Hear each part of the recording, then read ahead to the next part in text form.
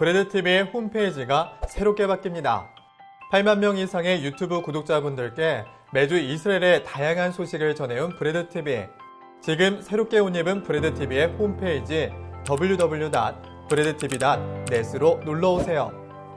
새로운 홈페이지에서는 매주 수요일 유튜브에 올라오는 이스라엘에 대한 뉴스, 간증, 중보기도 등 다양한 프로그램을 쉽게 확인하실 수 있습니다. 신학자들의 강의, 유대인들의 간증 등 그 어디서도 들을 수 없는 이스라엘의 소식을 한 페이지에서 확인하실 수 있습니다. 영화, 도서, 투어, 아카데미, 스토어까지 하나님의 나라를 위한 선교 사역들을 만나보세요. 하나님의 눈동자 이스라엘, 이스라엘을 향한 사랑의 첫걸음, 브레드TV와 함께 시작하세요. 새로운 홈페이지는 휴대폰이나 태블릿 PC에서 한 번의 클릭으로 들어오실 수 있습니다. 브레드TV 바로가기 아이콘 만들기 안드로이드 버전입니다. 첫 번째, 휴대폰 화면에서 인터넷 버튼을 눌러주세요. 두 번째, breadtv.net을 입력해주세요.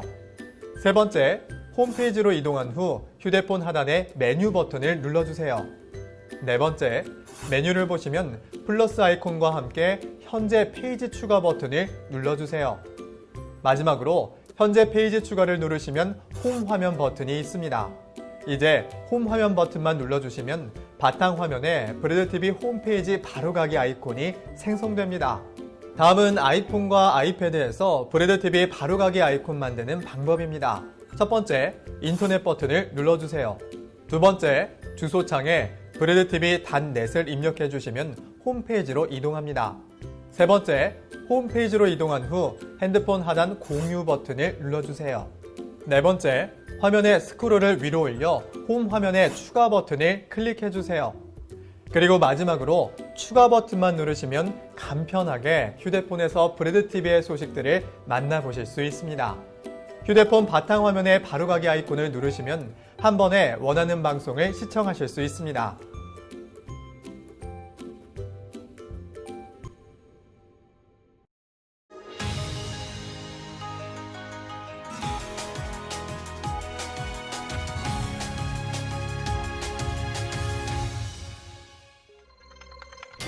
시청자 여러분 안녕하십니까?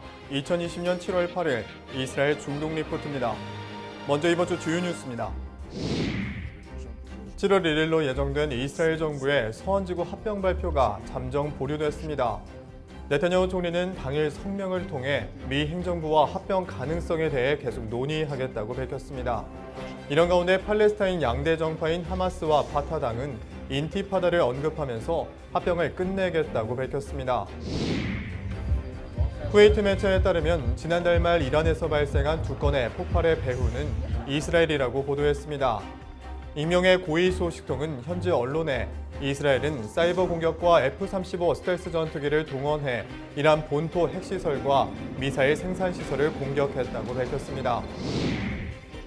이런 가운데 러시아와 이란, 터키 정상이 최근 시리아 내에서 계속되는 이스라엘군의 공습에 대해 주권을 침해하는 동시에 긴장을 고조시키고 있다고 공동 성명을 발표했습니다. 이스라엘 중동 리포트 지금 시작합니다.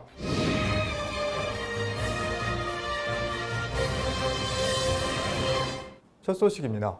7월 1일로 예정된 이스라엘 정부의 서원지구 합병 발표가 잠정 보류됐습니다. 네타냐후 총리는 당일 성명을 통해 미 행정부와 합병 가능성에 대해 계속 논의하겠다고 밝혔습니다. 이런 가운데 팔레스타인 양대 정파인 하마스와 파타당은 인티파다를 언급하면서 합병을 끝내겠다고 밝혔습니다. 타임스 오브 이스라엘 등 현지 언론들에 따르면 7월 2일 팔레스타인 양대 정파인 파타당과 하마스가 이례적으로 협력을 과시하면서 서원지구 합병안과 트럼프 평화안을 좌절시키겠다고 밝혔습니다. 이날 파타당의 고위 관리인 지브릴 라주브는 라말라에서 열린 기자회견에서 우리는 오늘 세계의 거래를 무너뜨리기로 한 합의를 발표한다며 대중들의 저항이 있을 것이라고 밝혔습니다. هذا الإجماع إحنا اليوم في فتح وفي حماس بهاي الرسالة اللي فيها عظمة وعملقة من كلا الحركتين وقيادتها. أنا أتحدث باسم كل اللجنة المركزية وأطرنا القيادية وعلى رأسنا قائدنا وأخونا الكبير الأخ أبو مازن وبالتأكيد أخونا صالح هو يتحدث بلغة واحدة باسم حركة حماس اللي هي شريكنا وهي جزء أصيل وإلى آخره.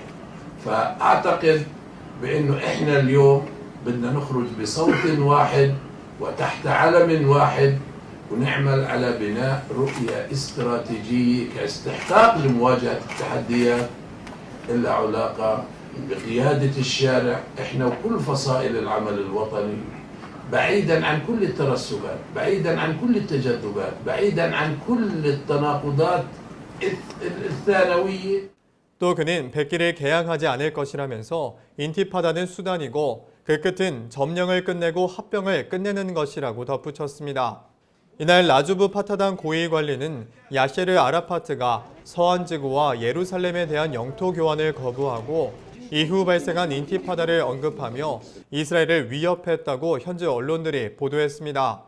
또 보도에 따르면 양대 정파인 하마스와 파타당은 지난 10여 년 동안 권력 다툼을 시작으로 분열해왔지만 이번 결정은 이례적으로 아바스 수반의 승인으로 이루어진 것으로 전해졌습니다. 베이루트에서 화상으로 기자회견을 진행한 살레을 알 아루리 정치국 부국장도 합병에 반대하는 노력에 필요한 모든 조치를 취할 것이라면서 오늘 우리는 한 목소리를 내고 싶다고 덧붙였습니다. احنا في سفينة أهم رسالة نريد إيصالها في هذا لشبابنا وقواعدنا في حماس وفي للقيادة السياسية لفتح ولحماس ولكل الفصائل نقول على الجميع أن ينخرط في العمل المشترك لمواجهة مشروع الضم. عندنا عدوان لقطعان المستوطنين على قرانا وعلى مزارعنا وعلى مدننا وعلى شوارعنا. يجب أن ندافع عن شعب.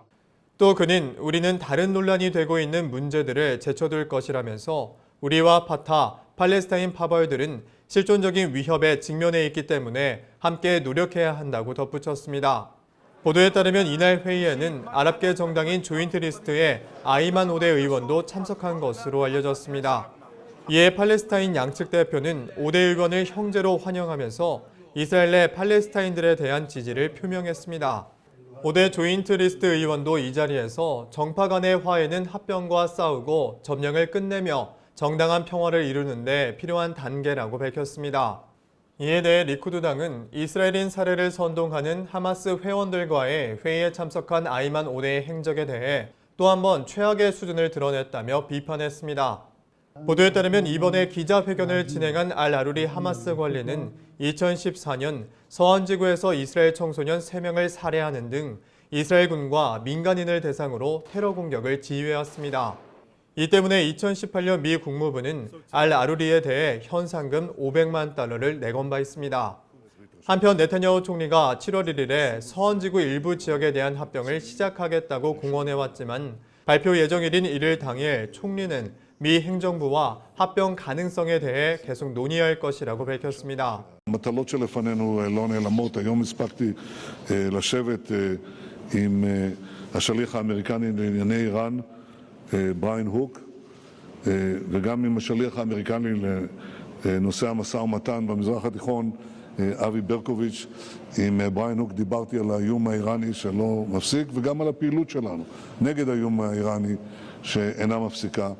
עם אבי ברקוביץ' והשגריר פרידמן ואנשי משלחתם דיברתי על שאלת הריבונות שאנחנו עובדים עליה בימים אלה ונמשיך לעבוד עליה בימים הקרובים. 이날 서한지구 합병 발표 잠정 보류는 동맹국들을 포함한 국제사회의 반발뿐만 아니라 내각 내 반발도 있었다고 현지 언론들이 보도했습니다. 보도에 따르면 베니 간츠 국방부 장관은 발표 전날 코로나 바이러스와 씨름하는 동안 합병은 미뤄둘 수 있고 국제적인 지지 아래 가능한 많은 영내 국가들과의 논의가 필요하다고 밝힌 것으로 알려졌습니다. 쿠웨이트 매체에 따르면 지난달 말 이란에서 발생한 2건의 폭발의 배후는 이스라엘이라고 보도했습니다.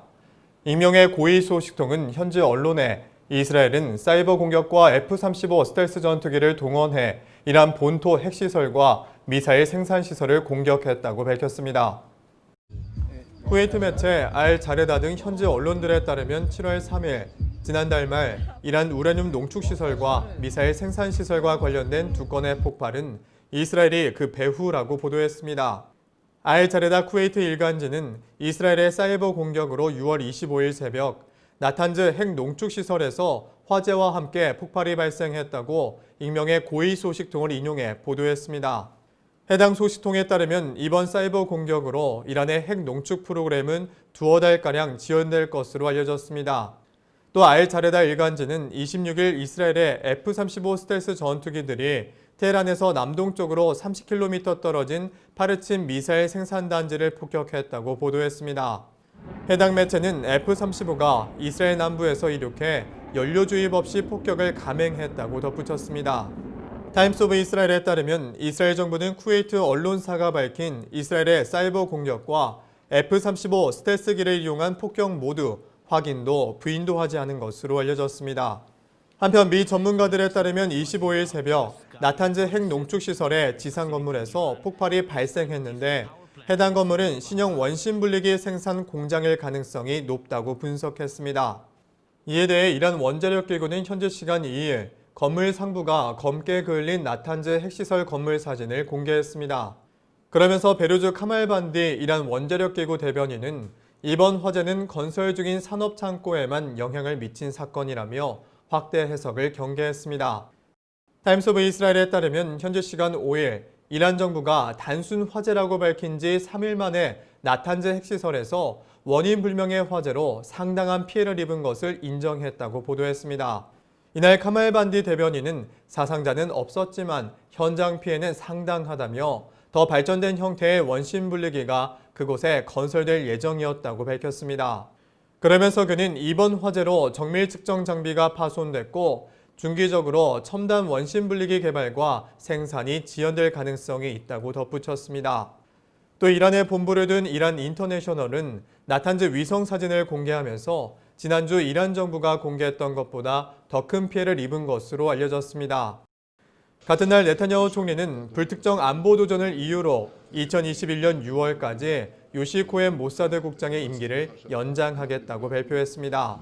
네타냐후 총리는 성명을 통해 이스라엘 국가가 직면한 안보 문제를 고려할 때 요시 코엔 모사드 국장에게 임기를 6개월 더 연장해 줄 것을 요청했다고 밝혔습니다.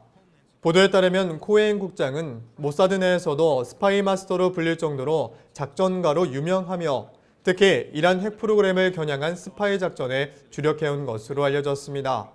같은 날 간츠 국방부 장관은 관련된 추측에 대해 일축하면서 우리를 의심할 수 있지만 이란에서 일어나는 모든 사건이 우리와 연결되어 있는 것은 아니다라고 밝혔습니다. 한편 이란 정부는 이에 나탄즈 핵시설에서 사상자나 방사능 오염은 없다고 밝힌 지 몇 시간 후 이스라엘과 미국을 포함한 적대국에 대한 대응에 대해 저울질할 것이라고 위협했습니다. 네, 이런 가운데 러시아와 이란, 터키 정상이 최근 시리아 내에서 계속되는 이스라엘군의 공습에 대해 주권을 침해하는 동시에 긴장을 고조시키고 있다고 공동 성명을 발표했습니다. 타임스 오브 이스라엘 등 현지 언론들에 따르면 7월 1일 러시아, 이란, 터키 정상들은 화상회의의 말미에 공동 성명을 내고 시리아 내에서 이스라엘군의 공습이 영내를 불안정하게 만들고 있다고 밝혔습니다. 러시아 타스 통신에 따르면 세계 성명은 시리아 내에서 이루어지는 이스라엘의 군사 공격은 해당 나라의 주권과 영토 보존을 침해하고 불안정하게 하며 긴장을 고조시키는 행위로 간주한 것으로 알려졌습니다. 그러면서 세 국가 정상들은 2019년 3월 미국의 이스라엘 곤란권에 대한 주권 인정에 대해 국제법 위반이며 지역 평화와 안보를 위협한다며 반대했습니다. 한편 이스라엘군은 지난 2011년 내전 발발 이후로 시리아 내 이란군 및 시아베트 세력을 대상으로 수백 차례 공습을 진행했습니다. 지난주에는 이스라엘군이 시리아를 10여 차례나 공습하면서 최소 25명이 사망한 것으로 알려졌습니다. 이번 주도 이스라엘군이 시리아 내 이란군 및 지원 세력을 공습하면서 24시간 동안 15명이 사망했다고 현지 언론들이 보도했습니다. 이스라엘 내 코로나19 하루 확진자 수가 1000여 명을 넘어가면서 이스라엘 정부가 또다시 제한 조치를 발표했습니다. 보도에 따르면 법적 문제로 중단됐던 신베트의 대테러 감시도구 활용도 재개된 것으로 알려졌습니다. 예루살렘 포스트 등 현지 언론들에 따르면 7월 2일 하루 동안만 1130명의 코로나19 확진 판정을 받았고 이에 따라 보건부가 새로운 제한 조치를 발표했다고 보도했습니다. 보건부의 이번 발표는 이날 아침 8시 행사장과 술집, 클럽, 기도 장소에 대해 50명 이하로 제한하는 일련의 조치와 함께 이뤄졌습니다. 또 보건부에 따르면 폐쇄된 공간에서의 모든 모임은 앞으로 20명으로 제한되는 것으로 알려졌습니다. 베냐민 네타냐후 총리는 전날 브리핑에서 지난주 심각한 상태의 환자가 50% 증가했다며 확진 곡선을 평평하게 만들기 위해서는 규제 현실로 돌아가야 한다고 밝혔습니다. 보도에 따르면 현지 시간 5일 기준으로 2만 9천여 명의 환자 중에 1만 7천여 명이 회복됐고 1만 929명 중에 84명이 심각한 상태인 것으로 알려졌습니다. 또 이스라엘 매체 NCB는 법적인 문제로 중단됐던 이스라엘 보안국 신베트의 감시 프로그램이 다시 가동됐고 수천 명의 시민들이 이미 연락을 받고 격리소로 들어갈 것을 요구받았다고 보도했습니다. 현지 시간 6일에는 이스라엘 정부의 코로나19 대처를 돕고 있는 자문위원단은 정부에 팬데믹에 대한 통제력을 잃었다고 경고했습니다. 이날 이스라엘 NSC의 팬데믹 대응위를 이끌고 있는 물리학자 엘리 왁스먼은 채널 12에 확진자가 전국에 흩어져 있고 감염 장소를 알지 못하기 때문에 통제할 수 없다고 밝힌 것으로 알려졌습니다. 오늘 저희가 준비한 소식은 여기까지입니다. 시청해주신 여러분 고맙습니다.